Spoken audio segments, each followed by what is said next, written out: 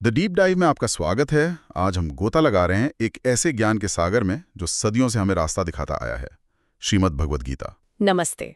और आज हम खास तौर पर ध्यान देंगे अध्याय 3 के श्लोक 22 पर। जी, ये श्लोक कर्म के रहस्य पर, मतलब क्यों कर्म करना है, इस पर गजब की रोशनी डालता है। हाँ, और हमारी ये जो आज की गहरी बातचीत है, ये आधारित है कप्तान श्याम बहादुर चौहान जी के संकलित किए हुए गहन विचारों और लेखनी पर। जी, उनका मकसद है कि ये जो ज्ञान है, जो कभी पुराना नहीं होता, वो आसानी से हम सब तक पहुंचे। बिल्कुल।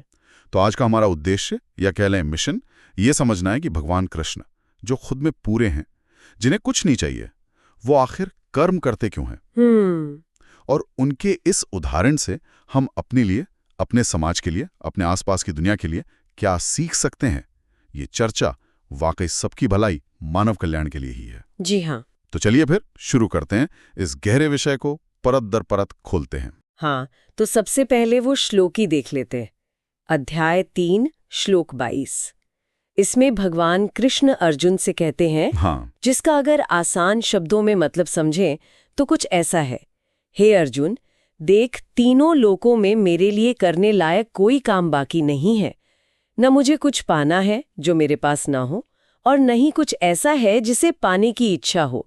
फिर भी मैं कर्म करने में ही लगा रहता हूँ। बिल्कुल सही। और इसका कॉन्टेक्स्ट, मतलब ये बात कब कही जा रही है, वो समझना भी बहुत जरूरी है। हाँ, वो कुरुक्षेत्र का मैदान है, अर्जुन उलझन में है। जी। वो सोच रहे हैं कि अगर ज्ञान ही सबसे अच्छा है, कर्म से भी बढ़कर, तो फिर ये युद्ध जैसा भयानक काम क्यों, है ना? हाँ, सही बात है। तो इसी शक को दूर करने के लिए भगवान कृष्ण अपना खुद का उदाहरण दे रहे हैं। अरे वाह, ये तो बहुत ही दमदार तर्क है। वो एक तरह से कह रहे हैं, अर्जुन, अगर कर्म फालतू होता तो सबसे पहले मैं ही छोड़ देता, क्योंकि मुझे तो किसी चीज की जरूरत ही नहीं है। एग्जैक्टली। लेकिन ये जो कहा, कर्म करने में ही लगा रहता हूँ, या वर्त एव च कर्मणि, इसका क्या कोई खास मतलब है? ये सिर्फ कर्म करता हूँ से अलग कैसे है? बहुत अच्छा सवाल है। यहीं पर शब्दों का वजन समझ आता है। देखिए, न में पार्था अस्ति कर्तव्यम, मेरे लिए कोई तयशुदा काम, कोई ड्यूटी नहीं है। त्रिषु लोकेषु किंचन, तीनों लोकों में, मतलब कहीं भी कुछ भी ऐसा नहीं। अच्छा। नाना वाप्तम वाप्तव्यम, जो मेरे पास न हो और मुझे पाना हो। समझ गया। और फिर आती है वो सबसे जरूरी लाइन, वर्थ एव च कर्मणि, फिर भी मैं कर्म में ही लगा रहता हूँ, कर्म में ही स्थित हूँ। कर्म में ही स्थित हूँ, ये सुनने में ज्यादा गहरा लग रहा है। क्या इसका मतलब यह है कि उनका होना ही कर्म करना है? हाँ, आप कुछ ऐसा समझ सकते हैं। यहाँ भगवान कर्म की इंपॉर्टेंस बता रहे हैं कि कर्म कितना जरूरी है। उनका कर्म किसी अपने फायदे के लिए नहीं है, या कोई इच्छा पूरी करने के लिए नहीं। तो फिर किस लिए? उनका कर्म है लोक संग्रह के लिए। लोक संग्रह, ये क्या होता है? लोक संग्रह मतलब दुनिया का सिस्टम ठीक से चलता रहे, समाज के सामने एक आइडियल, एक आदर्श बना रहे, ताकि लोग सही रास्ते पे चलें। जी। और सृष्टि का जो बैलेंस है वो बना रहे। अच्छा, मतलब दूसरों के लिए एक मिसाल कायम करना। जी, भगवान का कर्म एक डिवाइन एग्जाम्पल है, एक गाइडेंस है। और यह मजे की बात यह है कि भगवान का कर्म करना हमें ये सिखाता है कि हाथ पर हाथ रखकर बैठना नहीं है, बल्कि एक्टिव रहना है, भागना नहीं है, अपनी ड्यूटी करनी है। वो ये नहीं कह रहे हैं कि कर्म बंधन है, बल्कि ये सिखा रहे हैं कि कर्म को सही भावना से, सही तरीके से कैसे किया जाए। और इसी गहरे विचार को, जैसा कि वो संकलित सामग्री बताती है, कई बड़े बड़े टीकाकारों ने, विद्वानों ने अपने अपने तरीके से समझाया है। क्या आप उनकी बातों में कोई कॉमन धागा है, कुछ मिलता जुलता है? हाँ, बिल्कुल है। जो स्रोत सामग्री है उसमें कई महान व्याख्याकारों की बात है, जैसे आदि शंकराचार्य जी।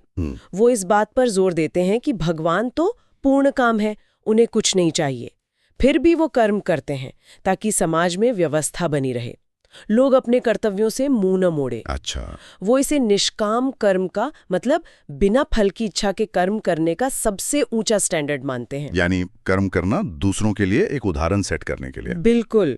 इसी तरह संत ज्ञानेश्वर महाराज हैं, उन्होंने अपनी ज्ञानेश्वरी में से और भी, मतलब दिल से समझाया है। वो कहते हैं, भगवान मानो अर्जुन से कह रहे हो, अरे भाई, अगर मैं ही जो सबका मालिक हूँ आलस कर जाऊं या काम छोड़ दूं तो आम इंसान क्या करेगा? हाँ, वो तो फिर वही करेंगे जो भगवान कर रहे हैं, है ना? वो सब मेरा ही देखा देखी कर्म छोड़ देंगे, और इससे तो पूरी सामाजिक और नैतिक व्यवस्था ही गड़बड़ आ जाएगी। ये तो कर्म ना करने के अंजाम पर एक तरह की चेतावनी हुई। बिल्कुल। फिर स्वामी विवेकानंद जी आते हैं, वो इसे कर्मयोग के प्रैक्टिकल सिद्धांत से जोड़ते हैं। वो कहते हैं ये श्लोक हमें सिखाता है कि हमें भी भगवान की तरह ही फल की बिल्कुल चिंता किए बिना अपना काम, अपनी ड्यूटी पूरी लगन से करनी चाहिए। अच्छा। हाँ, अपने काम को ही पूजा समझो, यही कर्मयोग का निचोड़ है, उसका सार है। और वो स्वामी अगणानंद जी की व्याख्या जी, जो वर्तरे च कर्मणि पर फोकस करती है। जी, स्वामी अड़गानंद जी यथार्थ गीता में इस हिस्से पर खास रोशनी डालते हैं। उनका कहना है कि मैं कर्म में ही वर्तता हूँ का एक गहरा आध्यात्मिक मतलब है कि कर्म ही ईश्वर का प्रकट रूप है। अच्छा, कर्म ही ईश्वर का रूप है। हाँ, ईश्वर की शक्ति, उनका चैतन्य, वो कर्म के जरिए ही तो जाहिर होता है। इसलिए कर्म से भागना एक तरह से ईश्वर से ही दूर भागना है। कर्म करते हुए ही ईश्वर को महसूस किया जा सकता है, उसका अनुभव होता है। अरे वाह, तो ऐसा लग रहा है कि इन सभी महान विचारों का जो सेंट्रल पॉइंट है, जैसे स्रोत सामग्री में भी उभारा गया है, वो यही है कि कर्म तो जीवन का हिस्सा है, करना ही पड़ेगा। जी हाँ। लेकिन असली चाबी, असली कुंजी है उस कर्म को करने के पीछे की भावना, निष्काम भाव, बिना अटैचमेंट के, सिर्फ कर्तव्य समझकर। आपने बिल्कुल सही पकड़ा। यही वो मूल सिद्धांत है जो ये श्लोक हमें दे रहा है। अब सबसे बड़ा सवाल, ये हजारों साल पुराना ज्ञान आज की हमारी जिंदगी में जो इतनी तेज है, तनाव भरी है, उसमें कैसे फिट बैठता है? इसकी प्रैक्टिकल वैल्यू क्या है? मेरे ख्याल से सबसे पहली चीज तो शायद मन की शांति ही होगी। बिल्कुल। आज हम सब नतीजों को लेकर इतने परेशान रहते हैं। परीक्षा में क्या होगा, नौकरी का क्या बनेगा, बिजनेस चलेगा या नहीं। ये श्लोक हमें एक कमाल का नुस्खा देता है। क्या? अपना ध्यान रिजल्ट से हटाओ, पूरी तरह अपने आज के काम पर लगाओ, अपना बेस्ट दो, पूरी ईमानदारी, पूरी लगन से। जब आप फल की चिंता छोड़ देते हैं ना, तो मन एकदम हल्का हो जाता है। हाँ, ये बात तो है। चिंता तो भविष्य की होती है और कर्म वर्तमान का सच है। जब आप वर्तमान में जीते हैं तो शांति अपने आप मिलती है। इसका एक उदाहरण शायद स्टूडेंट लाइफ हो सकती है। अगर कोई छात्र सिर्फ डर से पढ़ रहा है, फेल होने का डर, या लालच से, टॉप करने का लालच, तो उसका ध्यान बटा रहेगा। बिल्कुल। लेकिन अगर वो सिर्फ सीखने के मजे के लिए, अपना बेस्ट देने के लिए पढ़ रहा है, तो वो ज्यादा फोकस रहेगा, शांत रहेगा, और अक्सर देखा भी है, ऐसे में रिजल्ट भी अच्छा ही आता है। बहुत बढ़िया उदाहरण दिया आपने। और अगर हम इसे समाज के लेवल पर देखें तो ये श्लोक लीडरशिप का एक महान आदर्श देता है। लीडरशिप का? कैसे? एक सच्चा लीडर कौन है? वो जो कुर्सी के लिए, नाम के लिए या अपने फायदे के लिए काम नहीं करता, बल्कि समाज की भलाई के लिए, लोक संग्रह के लिए काम करता है। उसकी प्रेरणा अंदर से आती है, बाहर के इनामों से नहीं। यानी कर्म का मकसद खुद के स्वार्थ से ऊपर सबकी भलाई होना चाहिए। हाँ, यही निस्वार्थ सेवा का भाव है। और जो लोग आध्यात्मिक रास्ते पर हैं, उनके लिए तो ये कर्म योग का दरवाजा खोल देता है।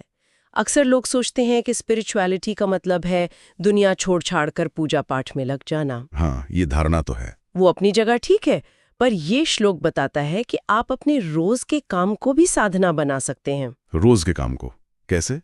शर्त बस इतनी है कि आप उन्हें निष्काम भाव से करें, ईश्वर को सौंप कर करें। तब आपका वो साधारण सा लगने वाला काम भी योग बन जाता है, ईश्वर से जुड़ने का जरिया बन जाता है। लेकिन आज की जो युवा पीढ़ी है, यूथ है, उन्हें तो अक्सर तुरंत रिजल्ट चाहिए। इंस्टेंट ग्रेटिफिकेशन का जमाना है। उनके लिए सिद्धांत में क्या मोटिवेशन है? उन्हें कैसे समझाएं कि प्रोसेस रिजल्ट से ज्यादा जरूरी हो सकता है? देखिए, ये आज के युवाओं के लिए बहुत ही काम का मैसेज है। भगवान कृष्ण का उदाहरण उन्हें सिखाता है कि असली और टिकाऊ सफलता जो है ना, वो धैर्य से मिलती है, लगातार कोशिश करने से, समर्पण से मिलती है, शॉर्टकट से नहीं। चाहे करियर बनाना हो, कोई हुनर सीखना हो या खेल में माहिर बनना हो, सफलता का राज यही है। लगे रहो, अपनी कोशिश में कमी मत आने दो, हार से सीखो, आगे बढ़ो और रिजल्ट की चिंता छोड़कर अपना बेस्ट दो। सही बात है। जब आप प्रोसेस की इज्जत करते हैं ना, तो रिजल्ट अक्सर आपकी उम्मीद से भी अच्छा आता है। और ये सिर्फ सफलता की बात नहीं, ये चरित्र भी बनाता है, कैरेक्टर बिल्डिंग होती है इससे। यानी फोकस करने पर हो, पाने पर नहीं। अच्छा, इस सिद्धांत का असर क्या सिर्फ एक इंसान तक ही रहता है या इसका दायरा और भी बड़ा है? नहीं, इसका असर तो कई लेवल्स पर है। पर्सनल लेवल पर तो हमने बात की, कॉन्फिडेंस बढ़ता है, मन शांत रहता है, कैरेक्टर बनता है। लेकिन इसका असर परिवार पर, समाज पर भी उतना ही गहरा होता है। परिवार पर कैसे, जरा बताएंगी? आप सोचिए, एक परिवार है जहां लोग सिर्फ अपने हक नहीं मांग रहे हैं, बल्कि बिना किसी स्वार्थ के एक दूसरे के प्रति अपनी जिम्मेदारी निभा रहे हैं। माँ बाप बच्चों के लिए, बच्चे बड़ों के लिए, पति पत्नी एक दूसरे के लिए। जहां हर कोई दूसरे की खुशी के लिए, भलाई के लिए कोशिश कर रहा है, बिना ये हिसाब लगाए कि भाई मुझे बदले में क्या मिल रहा है। ऐसे घर में तो अपने आप प्यार होगा, शांति होगी, इज्जत होगी। बिल्कुल सही है ना? हाँ, ये तो बिल्कुल सही कहा। और इसी कॉन्टेक्स्ट में स्रोत सामग्री में महिलाओं के योगदान पर खास ध्यान दिया गया है ना? उन्हें निष्काम कर्म का जीता जागता उदाहरण बताया गया है। हाँ, और ये बहुत ही जरूरी बात है जिसे स्रोत ने उभारा है। हमारे समाज में अक्सर ही माताएं, बहनें, पत्नियां, बेटियां वो परिवार की रीढ़ होती हैं। सही कहा। वो कितने सारे काम करती हैं, घर संभालना, बच्चों को पालना पोसना, रिश्तों को जोड़ कर रखना, और अक्सर इसके लिए उन्हें कोई तारीफ मिले या कुछ बदले में मिले इसकी उम्मीद भी नहीं रखती। उनका ये जो बिना थके, बिना किसी स्वार्थ के सेवा का भाव है ना, वो असल में भगवद गीता के निष्काम कर्म योग का एक बहुत ही सहज और शक्तिशाली उदाहरण है। ये बात तो बिल्कुल सच है। उनका ये योगदान अक्सर हम देखते नहीं या मानते नहीं, पर होता बहुत गहरा है। बिल्कुल, और ये समझना बहुत जरूरी है कि ये सिर्फ घर का काम या जिम्मेदारी नहीं है, ये अपने आप में एक गहरी साधना है। उनका ये प्यार, ये समर्पण ही उनके परिवार के लिए शक्ति बनता है, आशीर्वाद बनता है। वो अनजाने में ही भगवान कृष्ण के आदर्श पर चल रही होती हैं। अच्छा। चाहे वो घर की देखभाल हो, बच्चों को अच्छे संस्कार देना हो या परिवार को जोड़े रखना हो, हर रोल में उनका ये निस्वार्थ कर्म परिवार की और समाज की नींव को मजबूत करता है।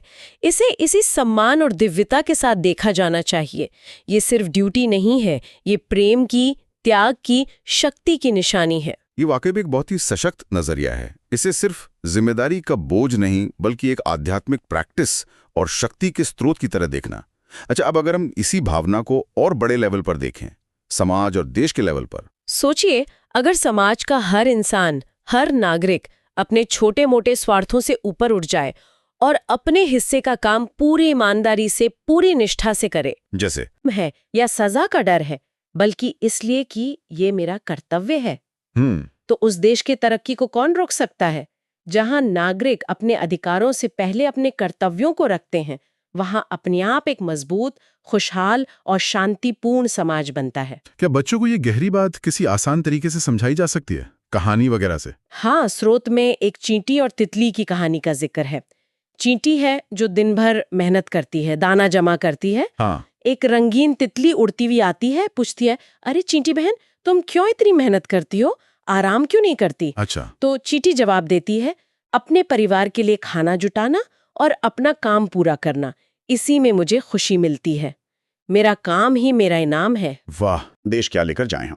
निचोड़ यही है कि भगवान कृष्ण का उदाहरण हमें कर्म करने के लिए प्रेरित करता है, लेकिन वो कर्म स्वार्थ के लिए या फल के लालच में नहीं होना चाहिए। ठीक है। हमें अपना तय काम, अपनी ड्यूटी पूरी काबिलियत से, पूरी निष्ठा और समर्पण से करनी चाहिए, और नतीजा वो ईश्वर पर छोड़ देना चाहिए। यही है निष्काम कर्मयोग। ये न सिर्फ हमें अंदर से शांति और संतोष देता है, बल्कि ये एक बेहतर परिवार, बेहतर समाज और बेहतर दुनिया बनाने की नींव भी रखता है। और जैसा हमने शुरू में कहा था, कप्तान श्याम बहादुर चौहान जी द्वारा संकलित इस सामग्री का उद्देश्य भी यही है कि गीता का ये सबका भला करने वाला संदेश ज्यादा से ज्यादा लोगों तक पहुंचे, खासकर आने वाली पीढ़ियों तक, ताकि उन्हें जीवन में सही दिशा मिल सके। बिल्कुल। अब जो श्रोता हमें सुन रहे हैं, उनके लिए एक सवाल छोड़ते हैं, वो खुद इस पर सोचें, विचार करें। हाँ, जरूर। इस पूरी चर्चा के बाद जरा सोचिए, आपकी रोज की जिंदगी में ऐसा कौन सा एक काम है, चाहे छोटा हो या बड़ा, जिसे आप आज से पूरी तरह निष्काम भाव से करने का इरादा कर सकते हैं, सिर्फ कर्म करने के संतोष के लिए, बिना किसी बाहरी तारीफ या नतीजे की उम्मीद के। या ये भी सोच सकते हैं कि जब हम अपना कोई कर्तव्य इस बिना किसी अटैचमेंट वाले भाव से करते हैं, तो हमारे अपने अंदर के अनुभव में और हमारे आसपास के लोगों के साथ हमारे बर्ताव में क्या फर्क महसूस होता है। ये सवाल हमें इस ज्ञान को सिर्फ सुनने नहीं, बल्कि जीने की तरफ ले जा सकते हैं। इस गहरे चिंतन में हमारे साथ शामिल होने के लिए आप सभी का हृदय से धन्यवाद। जय श्री कृष्ण। जय श्री कृष्ण।